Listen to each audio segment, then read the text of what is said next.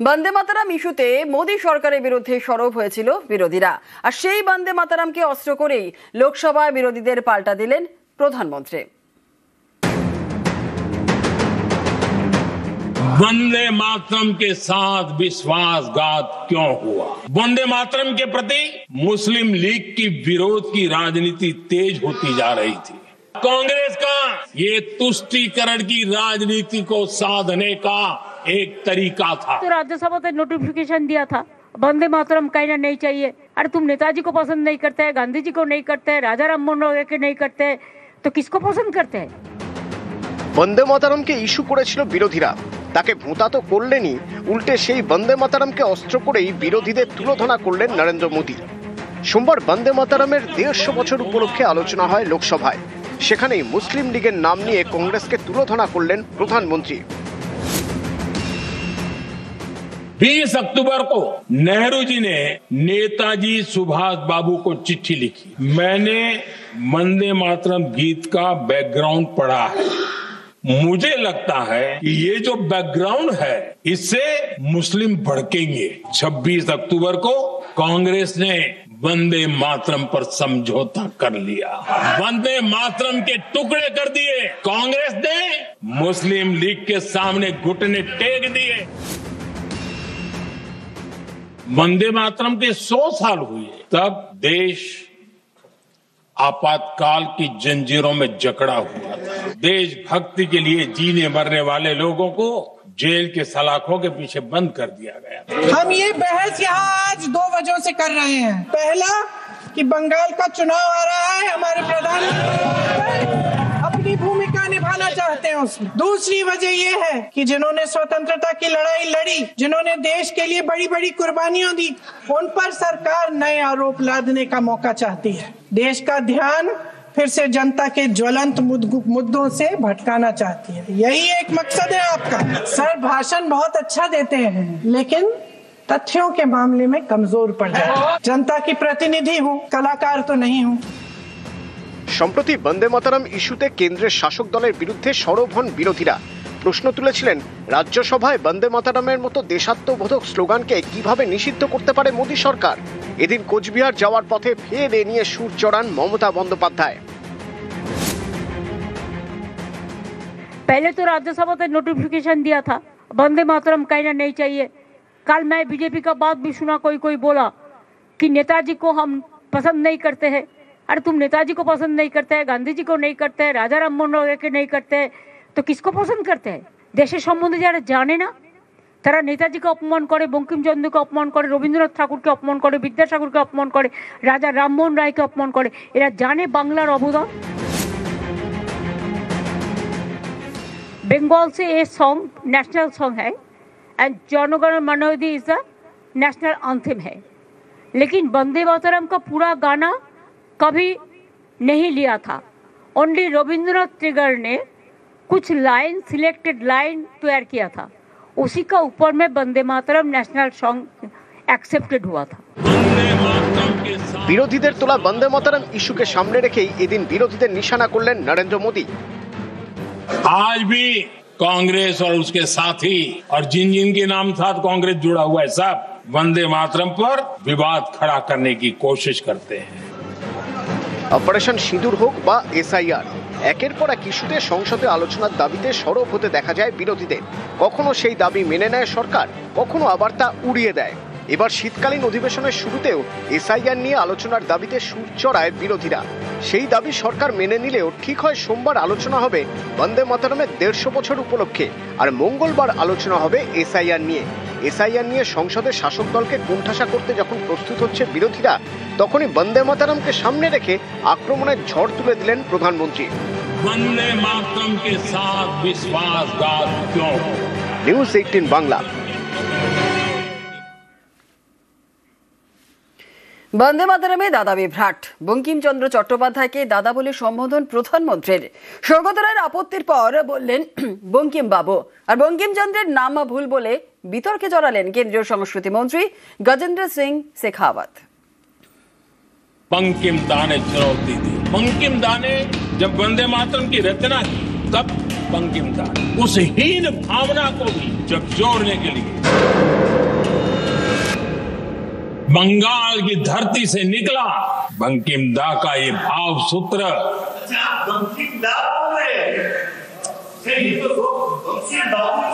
बंकिम बाबू बोले अच्छा thank you thank you thank you thank you thank you, आपकी भावनाओं के लिए मैं आदर करता हूं। বন্দে মাতরমের 150 বছর উপলক্ষে লোকসভায় আলোচনা। সোমবার সেখানেই বঙ্কিমচন্দ্র চট্টোপাধ্যায়কে বঙ্কিমদা বলে সম্বোধন করেন প্রধানমন্ত্রী। জানিয়ে তৎক্ষণাৎ আপত্তি জানান তৃণমূল সাংসদ সৌগত রায়। তৃণমূল সাংসদের আপত্তির পর বঙ্কিম বাবু বলে ভাষণ দেওয়া শুরু করেন নরেন্দ্র মোদী। बंगाल का विभाजन तो हुआ, लेकिन एक बहुत बड़ा स्वदेशी आंदोलन खड़ा हुआ और तब वंदे मातरम हर तरफ गूंज रहा था। अंग्रेज समझ गए थे कि बंगाल की धरती से निकला बंकिम दा का ये भाव सूत्र।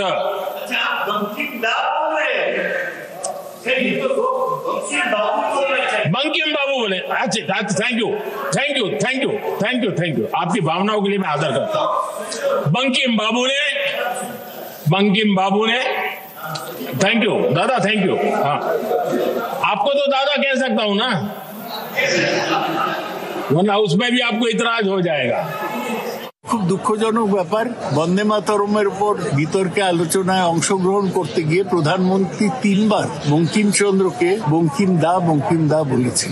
রেকর্ডে থেকে গেল পার্লামেন্টের প্রসিডিং যে প্রধানমন্ত্রী এটাও জানেন না যে কিভাবে একজন বাঙালি মানুষকে উদ্দেশ্য করে বলতে হয়। পুরা বাংলায় ভোট পাওয়ার জন্য বাংলায় এটা ওটা বলছে, কিন্তু বাঙালি সেন্টিমেন্টকে কি করে সম্মান দিতে হয় সেটা এখন বিজেপির কোনো নেতারই জানা নেই। তার মধ্যে জৈবিক প্রাণীর যে সদ্গুণগুলো থাকা দরকার, সৌজন্য থাকা দরকার, সেসবের প্রচন্ড ঘাটতি দেখা যাচ্ছে। ওরা যে বঙ্কিমচন্দ্র চট্টোপাধ্যায় বা ভারতবর্ষের সাম্রাজ্যবাদ বিরোধী যে সমস্ত মানুষেরা ছিলেন তাদের কোনো কার্যকলাপের প্রতি শ্রদ্ধা নেই। গানটার রচনার পেছনে একটা বড় ইতিহাস আছে, সেটা নিয়ে আলোচনার স্পর্ধা কি করে আসে।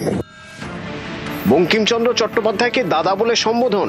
বঙ্কিমচন্দ্র চট্টোপাধ্যায়ের নাতনির মতে এটা দুর্ভাগ্যজনক। সত্যি দুর্ভাগ্যজনক।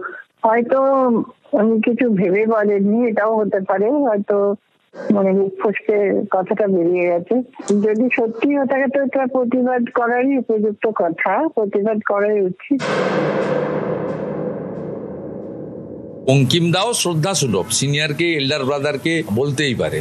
এটা পশ্চিমবঙ্গে দাদা বোন দিদি এগুলো চলে, সেই অর্থে হয়তো বলেছেন। বঙ্কিম বাবু অ্যাপ্রোপ্রিয়েট। হিন্দিতে দাদা বলে অনেক রেসপেক্ট হয়ে যায়। এবার যখন সৌগতবাবু বললেন দাদা বলবেন না, তোর বলো বঙ্কিম বাবু। হিন্দি আর বাংলার মধ্যে এই জায়গাটা আমাদের অনেক সময় হয় বাবু বলে, সেটা প্রধানমন্ত্রী বললেন তো সৌগতবাবুকে যে হ্যাঁ নিশ্চিত হয় আপনি যখন বলছেন তৃণমূল কংগ্রেস সবচেয়ে খুব ধরে। কেউ প্রতিবাদ করছেন, কেউ বলছেন ভুল করে বঙ্কিমচন্দ্র চট্টোপাধ্যায়কে দাদা বলে ফেলেছেন প্রধানমন্ত্রী। এ নিয়ে এত বিতর্কের কি আছে? এদিকে এই বিষয়টি ঠান্ডা হওয়ার আগেই নয়া বিতর্ক বাঁধিয়ে বসেন কেন্দ্রীয় সংস্কৃতি প্রতিমন্ত্রী গজেন্দ্র সিং শেখাওয়াত। লোকসভায় প্রিয়াঙ্কা গান্ধীর কথার উত্তর দেওয়ার সময় তিনি বলেন বঙ্কিম দাস চ্যাটার্জি, জানিয়ে বেঁধে যায় তুমুল বিতর্ক। माननीय सदस्य ने अपना वक्तव्य देते हुए अभी ये कहा कि वंदे मातरम जब महान कवि बंकिम दास चटर्जी ने लिखा, चटर्जी जी ने लिखा था, तब उन्होंने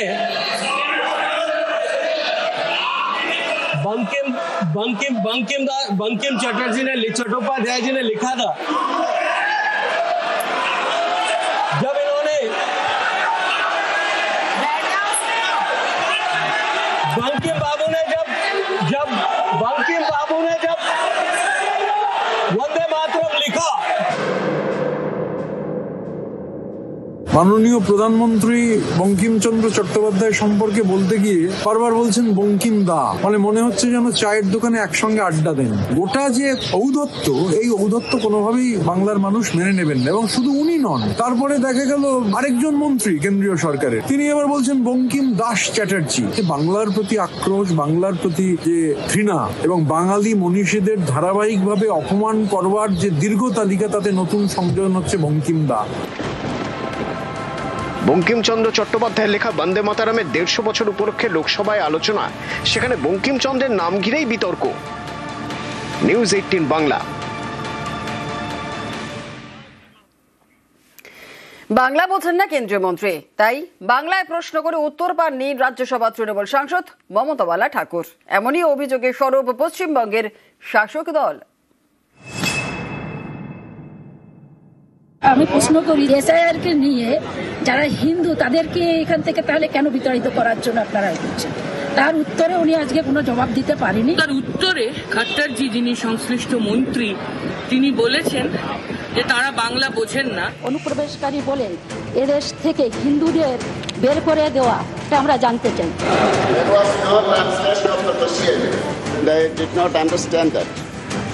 বাংলা বোঝেন না কেন্দ্রীয় মন্ত্রী, তাই বাংলায় প্রশ্ন করে উত্তর পাননি বাংলার সাংসদ। এমনই অভিযোগে সরব রাজ্যসভা তৃণমূল সাংসদ মমতা বালা ঠাকুর। তৃণমূলের দাবি, আগে থেকে জানানো হয়েছিল বাংলায় প্রশ্ন করা হবে, তারপরেও জবাব দেননি মন্ত্রী। আমি আপনার মাধ্যমে কেন্দ্রীয় সরকার থেকে জানতে চাই, কিভাবে আমাদের মতন সংখ্যালঘু মতুয়া সম্প্রদায় যারা বাংলাদেশ থেকে উদ্বাস্ত হয়ে দেশে আসতে বাধ্য হয়েছে, তাই নিয়ে কেন্দ্রীয় সরকারের কি পরিকল্পনা? স্যার, এসআইআর এর নামে অনুপ্রবেশকারী বলে এদেশ থেকে হিন্দুদের বের করে দেওয়া, এটা আমরা জানতে চাই।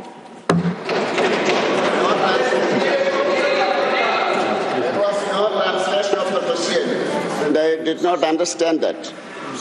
Okay. Ms. Swati Maliwal.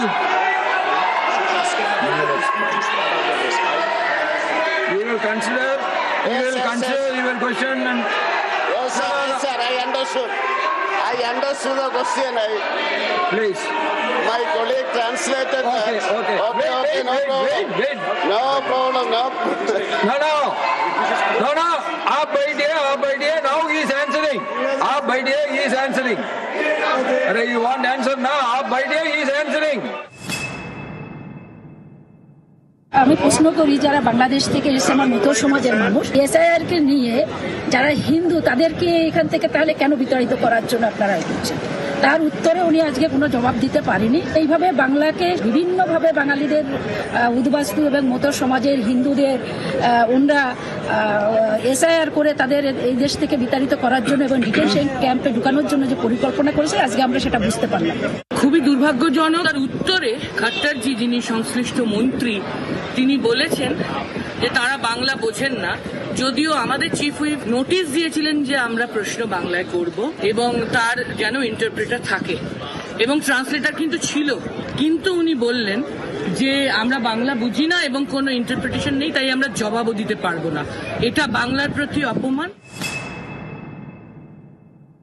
Shantanu Thakur আমাদের মতুয়ার সমাজের প্রতিনিধি এবং কেন্দ্রীয় মন্ত্রী, তাহলে কি বিজেপি বাঙালি বিরোধী? নেতাজি সুভাষচন্দ্র বোস কর্তব্য পথে নেতাজির যে অবক্ষ মূর্তিতে দাঁড়িয়ে আছে, সেটা কি বাঙালি বিরোধী? শুধু নাটক করে বিজেপির বদনাম দিয়ে লাভ নেই।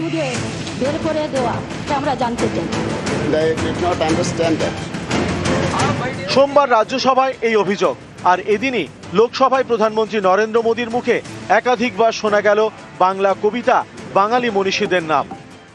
गुरुदेव रविंद्रनाथ टैगोर ने लिखा था, उन्होंने लिखा था, एक ही सूत्रे बांधी आछी सहस्त्रटी मौन, एक ही कार्य सौंपी आछी सहस्त्र जीवन, वंदे मातरम। अर्थात एक सूत्र में बंधे हुए सहस्त्र मन, एक ही कार्य में अर्पित सहस्त्र जीवन, वंदे मातरम।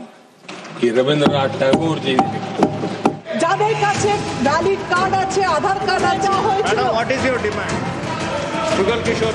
গত শুক্রবার তৃণমূল সাংসদ শতাব্দী রায় অভিযোগ করেন, বাংলায় কথা বলেছিলেন বলে তাকে লোকসভায় বলতে দেওয়া হয়নি। তারপর এবার বাংলায় প্রশ্ন করে উত্তর না পাওয়ার অভিযোগ আরেক তৃণমূল সাংসদের। হিন্দুদের বের করে দেওয়া, এটা আমরা জানতে চাই। News 18 Bangla. I did not understand that.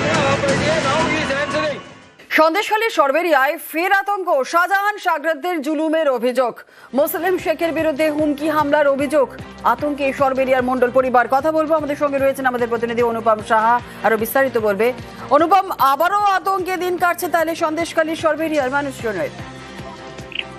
একদম, দেখো জুনেলা, এরকমটাই ঘটেছে এই সন্দেশখালী সরবেরিয়া এলাকায়। এখানে যে মন্ডল পরিবার নিয়ে আমরা একাধিক খবর করেছিলাম যে এই যে শেখ শাহজাহানের যে মার্কেট, শেখ শাহজাহান নামাঙ্কিত যে মার্কেট সরবেরিয়ায় সেই যে জায়গায় এই মার্কেটটা, সেটা এই মন্ডল পরিবারের জায়গা এবং সেই মন্ডল পরিবারের তরফ থেকে এই জায়গার দাবি করা হয়েছিল এবং সেই দাবি দাবা বিভিন্ন দপ্তর সহ সিবিআই এর দপ্তরেও কিন্তু সেই দাবি পেশ করা হয়েছিল মন্ডল পরিবারের তরফ থেকে এবং সেই তদন্ত কিন্তু এখনো সিবিআই করছে। এবং এই যে তারা বিভিন্ন জায়গায় যখন তাদের কাগজপত্র জমা দিয়েছে তারপর থেকেই কিন্তু শেখ শাহজাহান এবং শেখ শাহজাহানের অনুগামীরা বিভিন্ন সময় বিভিন্নভাবে কিন্তু তাদেরকে হুমকি দিয়েছে, এমনকি মারধর করবে, খুন করারও পর্যন্ত হুমকি দিয়েছে বলে অভিযোগ। এমনকি শেখ শাহজাহান তার জেল থেকে অন্যের ফোন মারফত তো তাদেরকে হুমকি দিয়েছে এমনটাও কিন্তু অভিযোগ করেছিল এবং সে খবরও আমরা করেছিলাম গত কয়েকদিন আগেও তাদেরকে হুমকি দেওয়া হয়েছে। এরপরে এই যে গত দুদিন আগে মোস্তাম শেখ নামের শেখ শাহজাহানের একদম ঘনিষ্ঠ যে এই মুহূর্তে সেখানকার নেতৃত্ব দিচ্ছে, সেই শেখ মোস্তাম শেখের বিরুদ্ধে যেটা অভিযোগ তুলছে তারা, যে মোস্তাম শেখ তাদেরকে রাস্তায় ধরে রীতিমতো হুমকি দিচ্ছে এবং তার মোস্তাম শেখের যেসব লোকজন তারাও তাদেরকে হুমকি দিচ্ছে এবং এই মন্ডল পরিবার এই মুহূর্তে রীতিমতো আতঙ্কে রয়েছেন মন্ডল পরিবার। ধন্যবাদ। মুসলিম শেখ ডেকে বাড়ির ধারে বলে, এই শোনাই নিতাই, আমার কাকার নাম নিতাই, এখন ডেকে বলে তোর ভাইপো নির্মল এইসব করে বেড়াচ্ছে, তোদের মার্কেট যদি হয় তাহলে তোরা গিয়ে ওখানে কালেকশন কর, কিরম ক্ষমতা দেখি। আর বলে বেড়াচ্ছে যে এরকম সরবেরিয়ে আগুন জ্বালিয়ে দেবো, লাউখালি আগুন জ্বলবে, আমার পিছনে লাগলে উল্টো পাল্টা বলছে। আর শাহজাহান শেখ জেলে আছে, জেলের থেকে তার সাগরেদরা হুমকি দিচ্ছে। শাহজাহান শেখ সব বলে টলে দিচ্ছে, এইভাবে বল, এইভাবে চল, এইভাবে কর, ওদের বেড দিয়ে রাস্তাঘাটে ম্যাচিং প্যাচিং নিয়ে ঘুরছে। এখন আমরা তো এই অবস্থায় আছি, নিরাপত্তা চাইছি যাতে বাঁচতে পারি। সম্পূর্ণ মিথ্যে কথা। আর শেখ শাহজাহান জেলখানায় যাওয়ার পর থেকে আমার সঙ্গে তার কোনো কথাই হয়নি। ও যদি একটা সাক্ষী দিতে পারে, সর্বরিয়া তো বাজারটা তো টোটালটাই তো সিসিটিভিতে মরা আছে, একটা যদি সিসিটিভিতে ওর যদি তুই বলে কেউ যদি ওর দিকে যদি আঙুল তুলে কথা বলে, দেখাতে পারেন ওরা একটা ফুটেজ। এবং ও একথাও বলছে আমরা নাকি মেশিন নিয়ে ঘুরে বেড়াচ্ছি। তা এখন তো সব তো অ্যান্ড্রয়েড ফোন উঠেছে, বড় ফোন উঠেছে, ও একটা ফোনে একটা করে তুলে দেখাতে পারে। তো ও সেটা না করে এইসব মিথ্যে প্রচার করছে। ছেলেটা বোধহয় মাথা স্থিত হয়ে গেছে, আমার গায়ে কালিমা লেভানোর জন্য এইটা করছে। মাটির রাস্তার যাতায়াতের দিন শেষ। স্বাধীনতার পর প্রথম পাকা রাস্তা পেল নদিয়ার কালীগঞ্জের গ্রাম। আর অন্যদিকে মুর্শিদাবাদের ভগবানগোলায় দমকল কেন্দ্র তৈরির কাজ শুরু।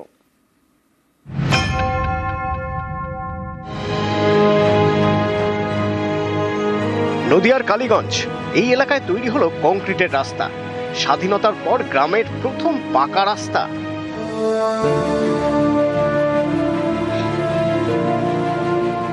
কালীগঞ্জের জুরানপুর গ্রাম পঞ্চায়েতের ছুটিপুর, এখানকার 150 মিটার রাস্তা ছিল মাটির। বর্ষা এলেই এ পথে দুর্ভোগ বাড়ে। স্থানীয়দের দাবি, বেশি বৃষ্টি হলেই রাস্তায় জল জমে, তখন যাতায়াত করাই দায়। স্থানীয়দের দীর্ঘদিনের দাবি ছিল পাকা রাস্তা করা হোক। শেষমেশ কালীগঞ্জের বিধায়ক তহবিলের টাকায় তৈরি হলো রাস্তা। এর জন্য খরচ হয়েছে 4,30,000 টাকা।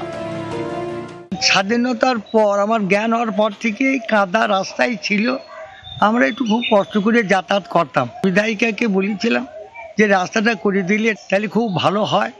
উনি সেই জন্য এই রাস্তাটা করে দিয়েছেন এবং আমরা এতে খুবই খুশি। এখন এই রাস্তাটা হয়ে আমাদের খুব খুশি। হ্যাঁ, আমাদের ছেলেগুলো খুশি। আজকে ছেলেগুলো সব স্কুলে ছুটি হওয়ার পর এখানে উপস্থিত ছিল। আমার এই পাড়ার লোক সব খুশি। এবং এই রাস্তাটা দীর্ঘদিনের দাবি ছিল, মানুষজন জানিয়েছিলেন যে এই রাস্তাটা হলে তাদের সুবিধে হয়। আমার বিধানসভার মধ্যে 13টা অঞ্চল পড়ে, প্রত্যেকটা অঞ্চলেই আমি একটা করে রাস্তা, মানে টোটাল 13টা রাস্তা করতে পেরেছি।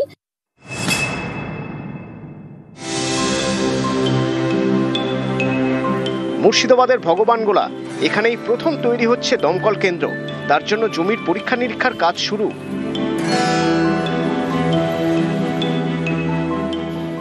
ভগবানগোলায় কোনো দমকল কেন্দ্র নেই। এখানে কোথাও আগুন লাগলে বিপদের এক শেষ। ভগবানগোলার সবচেয়ে কাছের দমকল কেন্দ্র লালবাগ, প্রায় 25 কিলোমিটার দূরে।